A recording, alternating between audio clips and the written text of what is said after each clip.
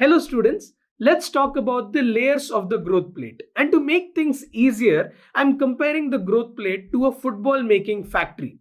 We all know the layers of the growth plate. It is the germinal layer, proliferative layer, hypertrophic layer, and the zone of provisional calcification. Now, the germinal layer of the growth plate can be compared to a storage room of a factory where all the raw materials are kept. Similarly, in the germinal layer, glycogen, lipids, and proteoglycans are stored here.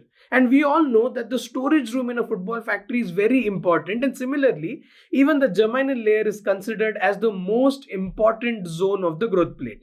And also, if the storage room does not function well, the whole factory will shut down. And similarly, if there is any disorder occurring in the germinal zone, that will result in a longitudinal growth arrest. Now let's talk about the proliferative zone. The proliferative zone can be compared to a conveyor belt where these raw materials are getting conveyed into a template of the football. Now, when this zone goes wrong, what happens is either the football template is formed very large or very short. And similarly, in case of proliferative zone, this is where you have disorders like achondroplasia or gigantism. And remember that in this zone, the amount of cells will show the activity that is occurring in the growth plate. Now coming to the third zone, that is the hypertrophic zone.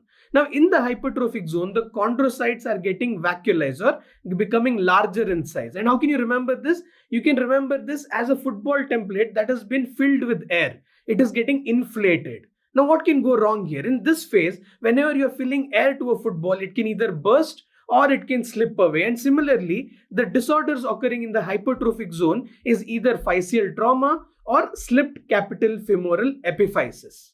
Now coming to the last zone, that is the zone of provisional calcification. In this zone, all of these chondrocytes that have matured will then get mineralized or they'll be impregnated with calcium salts. And think of this as all the footballs that are inflated are now being sorted into separate boxes. And what is the disorder that occurs in this zone? The disorder is when there is no mineralization of these chondrocytes, resulting in a disorder called as rickets.